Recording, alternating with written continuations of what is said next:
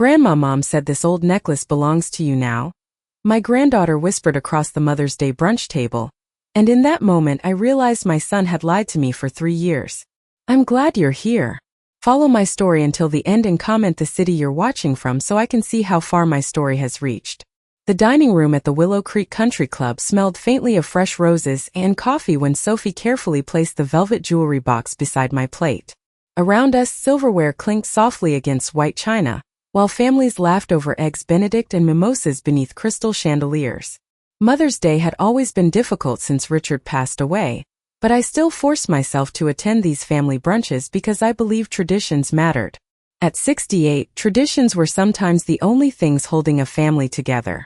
Sophie smiled innocently as she pushed the box closer to me. Her long blonde hair was tied back with a pale blue ribbon, the same color Richard used to say brought out her eyes. Mom found it while cleaning her closet, she said. Dad said Grandma might want it back now. My fingers froze around my coffee cup before I even opened the box. Something cold moved slowly through my chest. Across the table, my son Daniel suddenly stopped speaking mid-sentence. Vanessa lowered her champagne glass too quickly. I noticed the sharp little movement because Vanessa never moved carelessly. Everything about her was polished, controlled, intentional. Slowly I lifted the lid. The necklace rested against black velvet exactly as I remembered it. Gold chain, sapphire pendant, tiny diamonds around the edges catching the morning light. Richard had given it to me on our 40th wedding anniversary during a weekend in Cape Cod. I still remembered the ocean outside our hotel window, and the way his hands trembled slightly as he fastened it around my neck. It belongs to the women in our family, he'd told me softly that night. 3 years ago, Daniel sat in my living room and explained through tears that he had no choice but to sell it. He said Richard's hospital bills had become overwhelming near the end. He said keeping the house afloat mattered more than jewelry. I believed him because grief makes trusting people easier than questioning them. Mom, Daniel finally said, his voice tight now. Sophie didn't know what she was bringing, but I barely heard him. The necklace felt heavier in my hands than it should have. Strange, almost unfamiliar. Vanessa reached for her water glass, avoiding my eyes completely. Sophie looked between us, confused by the sudden silence spreading across the table. And for the first time since Richard died, I had the terrifying feeling that something inside my family had been hidden from me all along. The rest of the brunch passed in careful silence, the kind families create when everyone senses something is wrong, but nobody wants to be the first to say it aloud. Daniel spent most of the meal staring at his phone without actually reading anything on the screen. Vanessa kept smiling too brightly at the waiter every time he approached our table, as if perfect manners could somehow smooth over the tension gathering beneath the chandeliers. Sophie remained blissfully unaware of it all. She told me about her school choir concert and the science project she was building with cardboard and paint sticks in the garage. I nodded and smiled when I was supposed to, but my fingers never fully released the necklace resting inside my purse. It sat there heavier than memory should feel. When brunch finally ended, Vanessa insisted on paying the valet before anyone else could reach for their wallets. Another performance. Another carefully managed moment. Outside, the May air carried the smell of freshly cut grass from the golf course beyond the parking lot. Daniel walked beside me toward my car, keeping his voice low enough so Sophie could not hear. Mom, about the necklace, he began carefully. There is probably a misunderstanding. I stopped beside my silver Lexus and looked at him fully for the first time that morning. At 41, my son still had Richard's eyes. The same deep blue that once made honesty seem effortless. You told me you sold it, I said quietly. Daniel loosened his tie slightly. I did what I had to do back then.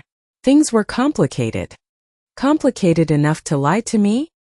He glanced toward Vanessa, who stood several feet away pretending to help Sophie adjust her sweater. Even from a distance, I could see the irritation tightening her mouth. Mom, can we not do this here? He asked softly. Not do this here.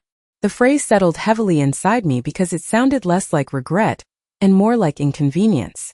I nodded once and opened my car door without another word. Daniel exhaled with visible relief, which somehow hurt worse than an argument would have. The drive home took nearly 40 minutes through quiet Connecticut suburbs lined with white fences and tulip gardens blooming in neat rows. Richard used to love these drives in springtime. He always rolled the windows down no matter how cool the air felt. When I finally pulled into my driveway, the house greeted me with its familiar stillness. I set my purse carefully on the kitchen counter and removed the necklace again beneath the soft yellow light hanging over the sink. That was when I noticed it. The pendant looked slightly thicker than I remembered. Barely noticeable unless you knew every curve by heart the way I did. My pulse slowed strangely as I turned it over in my hands. Along the edge of the sapphire setting was a tiny seam I had never seen before. And suddenly I remembered Richard standing beside our bedroom window years ago, fastening the necklace around my neck while saying softly, "If anything ever happens to me, promise you will protect this." At the time I thought he meant the necklace itself. Now for the first time I was no longer sure. The kitchen clock ticked softly above the refrigerator while evening shadows stretched across the hardwood floor. And I sat alone at the counter turning the necklace over beneath the light for nearly an hour before I finally noticed the tiny indentation near the clasp. My hands became strangely still. Richard had always been meticulous with details. During our 43 years of marriage, he repaired watches as a hobby, and once spent an entire winter restoring an antique pocket clock that everyone else thought was beyond saving. Small hidden mechanisms fascinated him. Suddenly the seam along the pendant no longer felt accidental. I carried the necklace carefully into the living room and retrieved Richard's old reading glasses from the drawer beside the fireplace. I still kept them there even after 3 years. Some habits survive grief because changing them felt too much like erasing someone entirely. Outside, rain tapped softly against the windows while the grandfather clock in the hallway chimed 7 times. Slowly, I pressed my fingernail against the tiny notch beside the sapphire. First, nothing happened. Then, with a faint click, the pendant shifted open in my palm. My breath caught so sharply it almost hurt. Hidden inside the necklace was a tiny folded piece of paper, and a small brass key no larger than my thumb. For several seconds I simply stared at them without moving.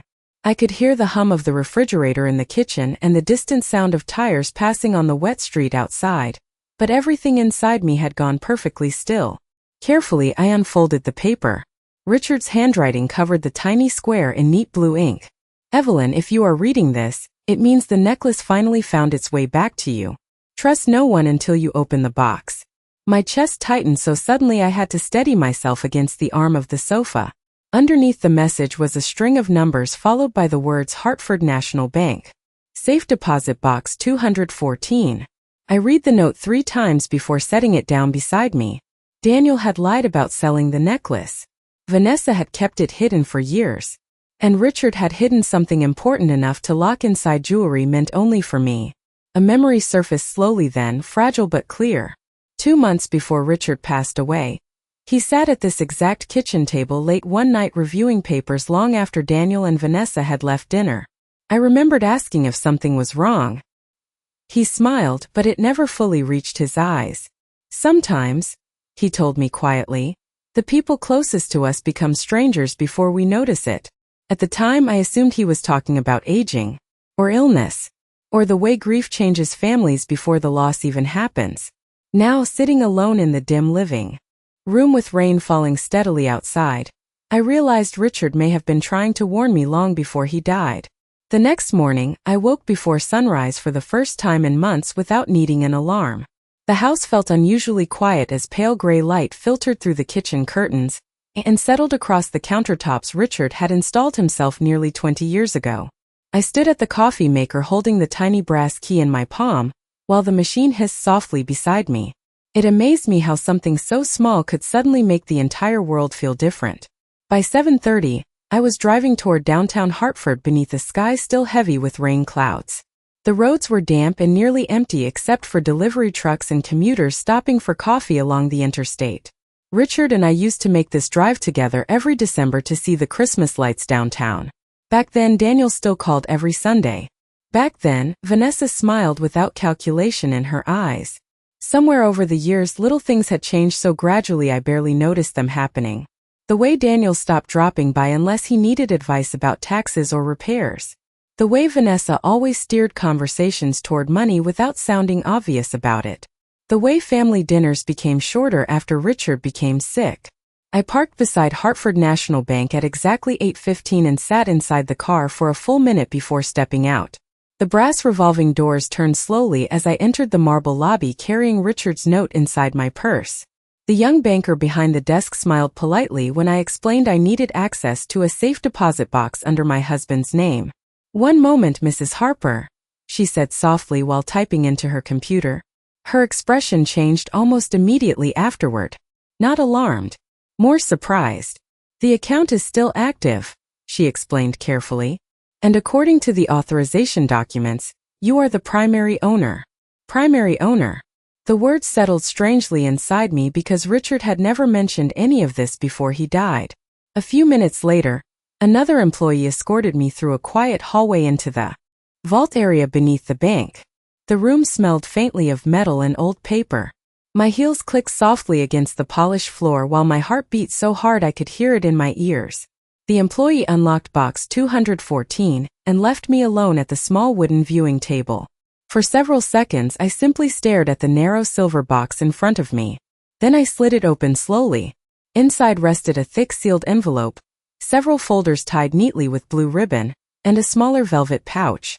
Richard's handwriting covered the envelope in steady black ink. "For Evelyn. Open this alone." My hands trembled slightly as I reached for it, but before I could break the seal, another memory surfaced with painful clarity. 2 weeks before Richard passed away, Daniel had visited late one evening after Vanessa stayed home. I remembered overhearing raised voices from Richard's study while I folded laundry upstairs. At the time, I told myself every family argued sometimes. Sitting there now inside the quiet bank vault, I realized something colder. Richard had not hidden this from strangers. He had hidden it from our own son. For several long seconds, I could not bring myself to open the envelope. My fingers rested against the paper while the quiet hum of the bank vault surrounded me like distant static. Richard's handwriting alone was enough to make my throat tighten. Even after 3 years, grief still arrived in strange moments. Not loudly, not dramatically. It came quietly through familiar details like the curve of his letters or the faint scent of cedar that still clung to some of his old jackets hanging untouched in our hallway closet. Finally, I slid one finger beneath the seal and unfolded the letter carefully. "Evelyn, if you are reading this, then something has already gone wrong. I never wanted to hide things from you, but I also never wanted you to carry burdens that belong to me. Over the past year, I have noticed changes in Daniel that worry me deeply. Not because he is cruel, but because he has become weak in ways he does not even recognize." I stopped reading for a moment and looked down at my hands. Richard had always defended Daniel, even when I quietly questioned some of the choices he made after marrying Vanessa. "He is under pressure," Richard used to say gently whenever Daniel canceled family dinners or borrowed money without explanation. "Marriage changes people." But now, sitting alone in that cold vault beneath the bank, I realized Richard had seen more than he ever admitted aloud. I continued reading slowly. "Vanessa has become increasingly interested in our finances, especially after my diagnosis. Twice, I discovered documents removed from my office and returned without explanation. Last November, Daniel asked detailed questions about my accounts that no son asks unless someone is feeding him those questions first. If I am wrong, then this letter will never matter. But if I am right, I need you protected." Beneath the letter rested several folders containing investment statements I had never seen before. Richard had quietly built an entirely separate trust over nearly 15 years. Not hidden money exactly. Protected money. Conservative investments. Stocks. Property shares. Accounts opened gradually and legally under both our names. My eyes moved to the final page where Richard's handwriting became slightly less steady. "The trust transfers directly to you and Sophie upon my death.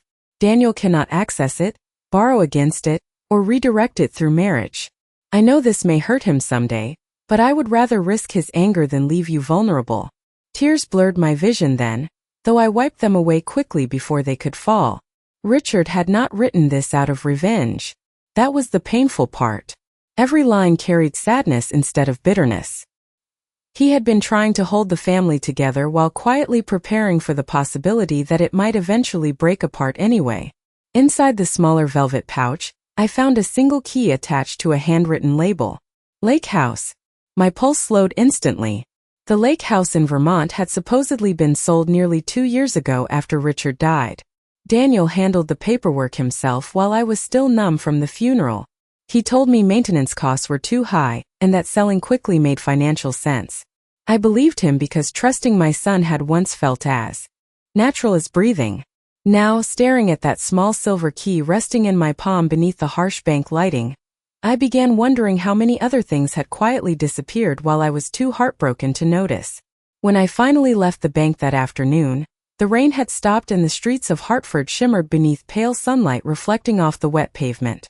I sat inside my car gripping the lake house key while people hurried past carrying coffee cups and briefcases, as if the world around me had not quietly shifted beneath my feet.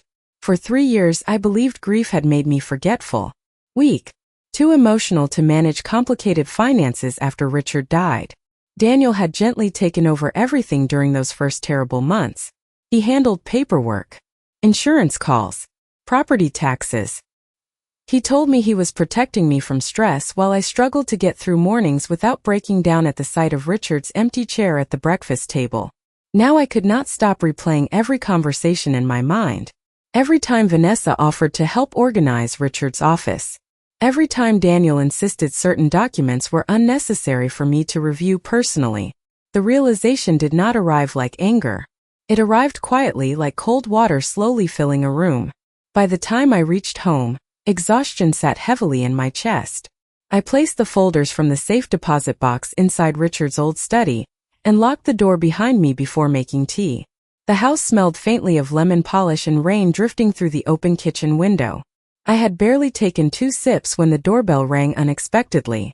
Sophie stood on the porch holding her backpack against her chest. "Mom and Dad are arguing," she said softly before I could even speak. I did not want to stay there. I stepped aside immediately and let her in. At 14, Sophie was beginning to lose the softness of childhood around her face, but moments like this reminded me how young she still truly was. She followed me quietly into the kitchen, while I warmed leftover blueberry muffins from the weekend. "Did something happen after brunch?" I asked carefully.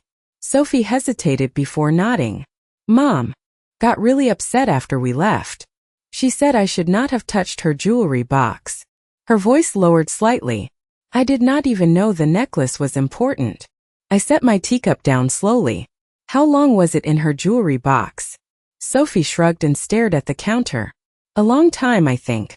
I used to play dress up with it when I was little." The room became very still around me. Years. Vanessa had kept it hidden for years while Daniel looked me in the eyes and claimed it was gone forever. Sophie picked at the edge of her muffin wrapper nervously. "Grandma." "Yes, sweetheart." She looked down before speaking again. "Sometimes Mom says weird things when she thinks I cannot hear her."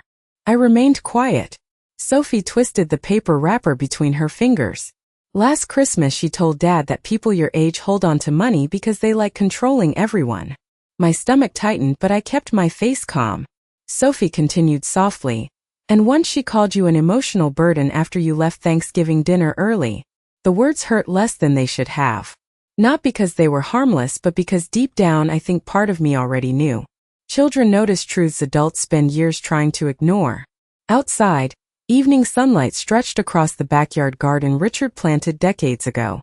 Sophie reached for another muffin while I sat silently beside her, finally beginning to understand just how long my family had been quietly unraveling without me. That night, after Sophie fell asleep in the guest room upstairs, I sat alone in Richard's study with the folders from the bank spread neatly across the desk. The lamp beside me cast a warm circle of light over stacks of documents while the rest of the room remained shadowed and still. Richard always worked late in this room when tax season became busy. Sometimes I used to bring him tea around midnight, and find him half asleep over spreadsheets with jazz music playing softly in the background. Back then, I thought exhaustion was the hardest thing marriage could survive. I understood differently now. Quiet dishonesty was far more dangerous because it grew slowly enough that you adjusted to it before realizing it was there. I opened the property records first. My eyes moved carefully across dates and signatures until one line made my pulse stop completely. The Vermont Lake House had never been sold. Legally, it still belonged to the trust Richard created before his death. I read the document twice to make certain I was not misunderstanding it. Then a third time. Daniel had lied again. Not a misunderstanding. Not confusion caused by grief. A direct lie. The house still existed exactly where Richard left it. The only change was that Daniel had quietly rented it out through a luxury vacation company for almost 2 years. I stared at the rental statements in disbelief. Weekly summer bookings. Holiday reservations. Thousands of dollars transferred regularly into an account I had never seen before. Slowly, pieces of the past began fitting together in ways that made me feel almost physically cold. Vanessa's designer handbags that appeared after Richard's funeral. Daniel suddenly paying off his credit cards. Their ski trip to Aspen 6 months after telling me money was tight. I remembered offering to help with Sophie's private school tuition one evening, and Vanessa quickly insisting they had everything under control. At the time I felt relieved for them. Now I understood why she looked almost irritated by the offer. They did not need my help. They had already been using what belonged to Richard and me all along. Around 10 o'clock my phone buzzed quietly against the desk. Daniel's name appeared across the screen. For several seconds I considered ignoring it completely. Instead I answered calmly. "Mom," he said immediately, his voice strained with careful politeness. "Sophie said she is staying over there tonight." "Yes." A pause followed. I could hear television noise faintly in the background on his end. "Vanessa feels terrible about the necklace misunderstanding," he continued. Misunderstanding. The word almost made me smile. "Does she?" "Mom, we probably should have explained things better back then." I leaned back slowly in Richard's leather chair and looked around the study my husband once guarded so carefully. "Daniel," I asked softly, "why did you tell me the lake house was sold?" Silence. Complete silence. Not confusion. Not surprise. Just silence stretching heavily between us. Then finally, very quietly, my son asked, "Who told you about the house?" And in that moment I realized something that hurt more than all the lies combined. Daniel was no longer worried about losing my trust. He was worried about losing access to something else. Daniel arrived at my house the following afternoon carrying the same careful expression people use at funerals when they are afraid to say the wrong thing. Through the front window, I watched him pause at the walkway as if preparing himself before ringing the bell. He looked tired. Older somehow. For a brief moment, I saw the little boy who used to run across this yard with grass stains on his knees and baseball cards stuffed into his pockets. Then the memory faded, replaced by the man who had quietly stolen from his own family while calling it responsibility. I opened the door before he knocked a second time. "Mom," he said softly, "can I come in?" I stepped aside without answering. The house smelled faintly of cinnamon from the muffins Sophie and I baked that morning. She sat upstairs doing homework in the guest room, unaware that the foundation beneath her family was beginning to crack apart. Daniel followed me into the kitchen, loosening his tie the same way Richard used to after long work days. For a second, the similarity almost hurt too much to look at directly. "You should have told me before going through old paperwork," he began carefully. I poured tea into 2 cups without offering him one immediately. "Old paperwork," I repeated quietly. "That is what you call father's estate now?" Daniel exhaled slowly and rubbed a hand across his face. "Mom, things got complicated after Dad died." "Complicated enough to rent out the lake house behind my back?" His eyes shifted away from mine instantly. There it was again. Not guilt first. Fear first. "We needed stability," he admitted. "The mortgage on our place increased. Sophie's tuition went up. Vanessa stopped working for a while." I stared at him across the kitchen counter, suddenly exhausted by how reasonable betrayal always sounded, when people explained it calmly enough. "So you lied." "I was going to tell you eventually." The silence between us stretched heavily. Outside, sprinklers clicked rhythmically across the neighbor's lawn while sunlight warmed the backyard Richard once spent entire summers landscaping by hand. Finally, I asked the question sitting quietly beneath everything else. Did Vanessa know the trust existed? Daniel's face changed immediately. A hesitation no longer than 2 seconds but long enough. "She suspected Dad was hiding assets," he said carefully. "She kept pushing me to ask questions before he passed." I nodded once. Somehow hearing it aloud made everything cleaner. Simpler. Richard had seen this coming long before I did. Daniel stepped closer to the counter, lowering his voice. Mom, none of this was supposed to hurt you. I looked at him then with a sadness deeper than anger. Daniel, you rented out your father's lake house while I sat here believing it was gone forever. He opened his mouth, but no defense came out this time. Upstairs, a floorboard creaked softly beneath Sophie's footsteps. Daniel glanced toward the ceiling instinctively. And suddenly I realized he was not afraid of losing me at all. He was terrified Sophie might someday see him the way I finally did. After Daniel left that evening, the house felt quieter than usual, though not peaceful. There is a difference between silence and absence, and I was beginning to understand that families can disappear long before people physically walk away. Sophie came downstairs almost 20 minutes later wearing one of my old sweaters over her pajamas. The sleeves covered most of her hands while she carried her phone loosely at her side. Did Dad leave? She asked softly. Yes. She nodded but did not look relieved. Instead, she moved toward the kitchen window and stared out at the dark backyard where the porch light cast long shadows across Richard's flower beds. They fight about money a lot now, she admitted after a while. I stayed quiet and let her speak at her own pace. Children usually tell the truth slowly, one careful piece at a time. Last month Mom got upset because Dad would not let her remodel the kitchen again. Sophie twisted the sweater sleeve nervously around her fingers. She said Grandpa should have left more if he actually cared about family. My chest tightened painfully, but I kept my voice calm. Did your father say anything? Sophie hesitated. He told her to stop talking like that around me. Then she added quietly, but he did not disagree. The kitchen clock ticked steadily behind us. I suddenly remembered the Christmas Eve Richard spent nearly 12 hours assembling Sophie's dollhouse by hand because the instructions were missing pieces. He sat on this same kitchen floor until nearly 2 in the morning painting tiny shutters while Sophie slept upstairs completely unaware of how loved she was. Richard would have given that child anything he had. And somehow, the people who inherited his kindness mistook it for weakness instead. Sophie's phone buzzed suddenly against the counter. She glanced down at the screen then quickly looked away. Mom? I asked gently. She nodded. A second notification appeared almost immediately afterward. Then another. Sophie swallowed hard before whispering, "They are arguing through text now." I reached for my teacup while pretending not to notice the tears gathering in her eyes. Finally, she turned the screen slightly toward me without fully handing it over. I only caught fragments before she lowered it again. Vanessa. This is your fault. Vanessa. You should have thrown that necklace away years ago. Vanessa. Now she knows everything. The room became very still around me. Not because the words surprised me anymore, but because Sophie had now seen them too. There are moments when children stop believing adults know what they are doing. You can almost feel the exact second innocence shifts into understanding. Sophie sat down heavily at the kitchen table and stared at her phone like it had become something unfamiliar. Grandma, she whispered. Did my parents do something bad? I looked at her carefully before answering. Outside, rain began falling softly again against the windows, gentle enough to sound almost like static. I think, I said quietly, your grandfather spent a long time trying to protect this family from becoming people we would not recognize. Sophie lowered her eyes slowly.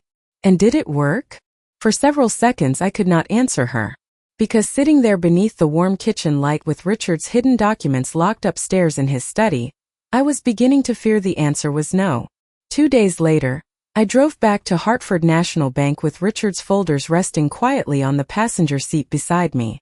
The morning sky hung low and gray over the interstate while soft instrumental music played through the speakers, though I barely heard any of it. Sophie stayed home from school with a stomachache that morning. At least that was the excuse Vanessa gave me during her unusually cheerful phone call.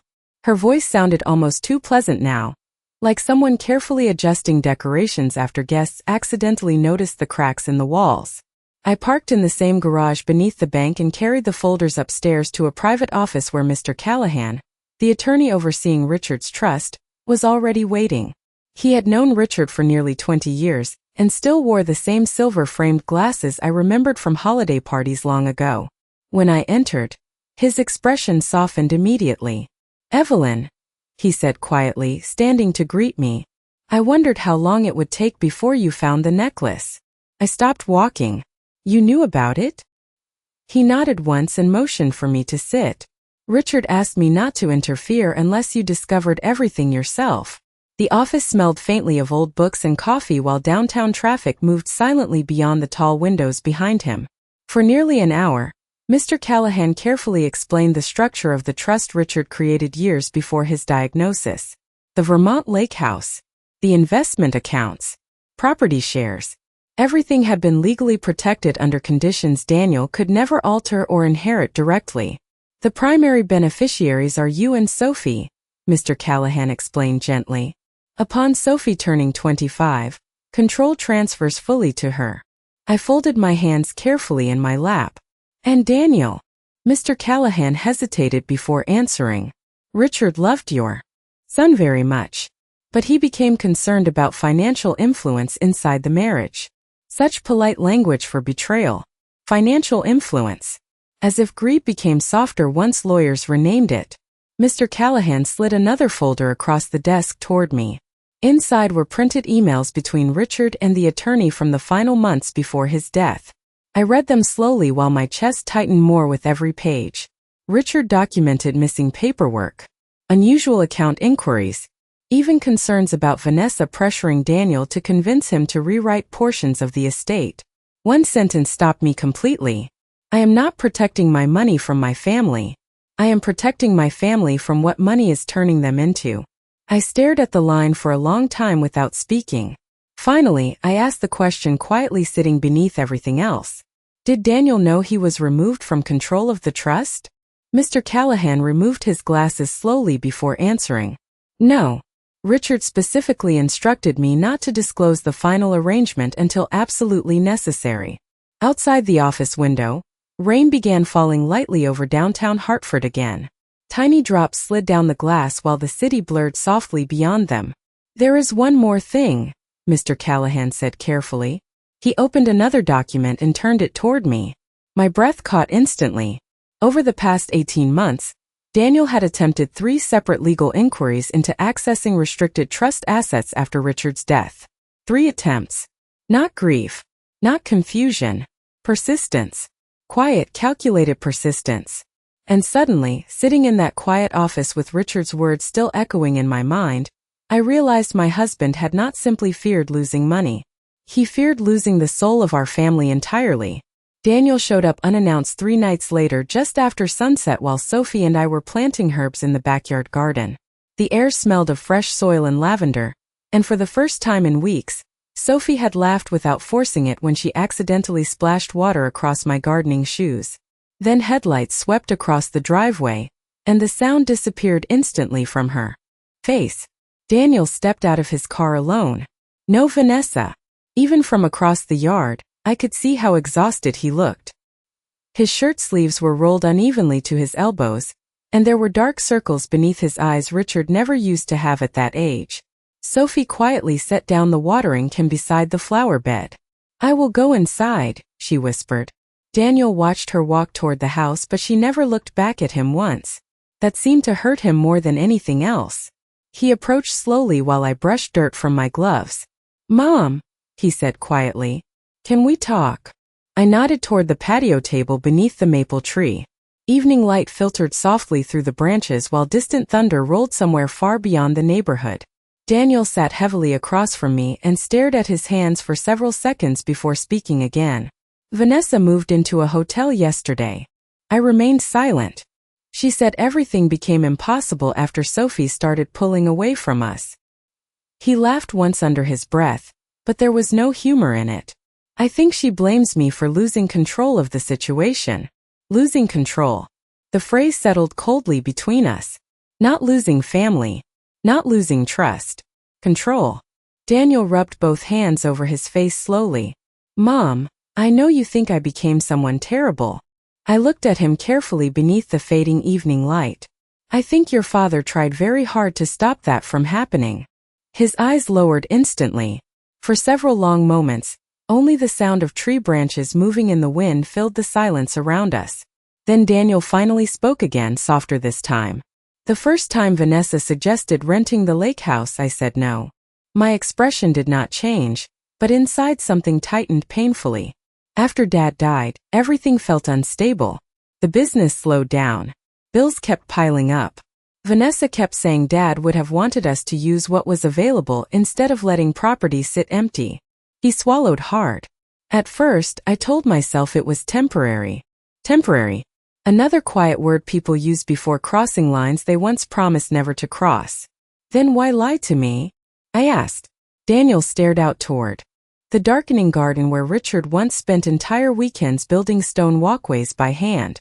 Because every month became easier after the first lie. That answer hurt more because it sounded honest. Inside the house, kitchen lights glowed warmly through the windows while Sophie moved quietly between rooms upstairs. Daniel followed my gaze toward the house and his voice nearly broke when he spoke again. She barely talks to me now.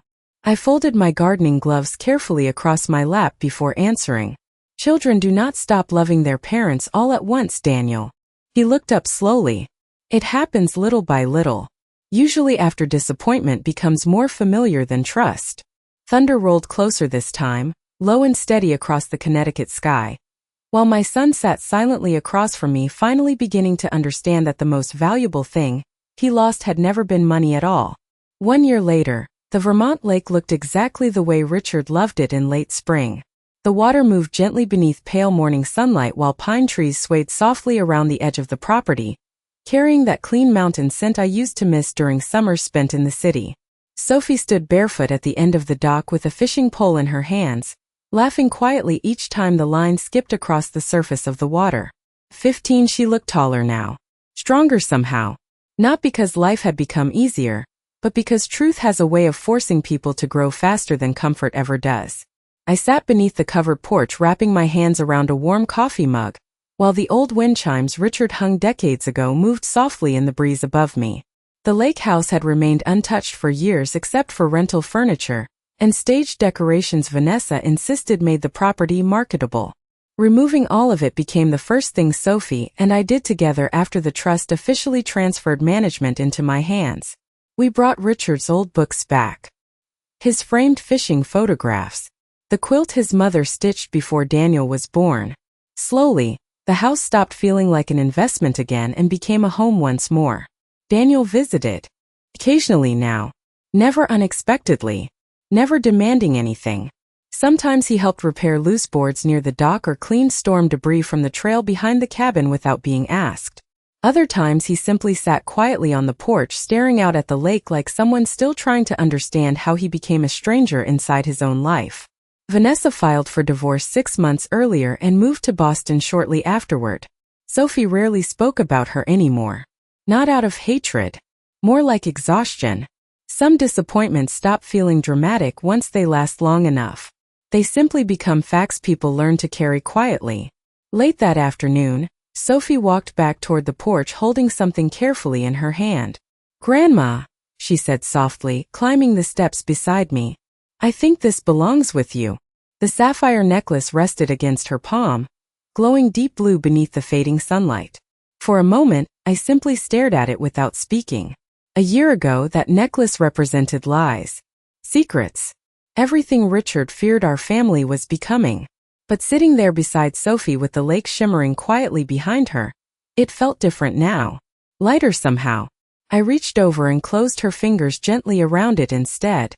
"No," I said softly. "It belongs to you now." Sophie looked startled. "Are you sure?" I nodded once.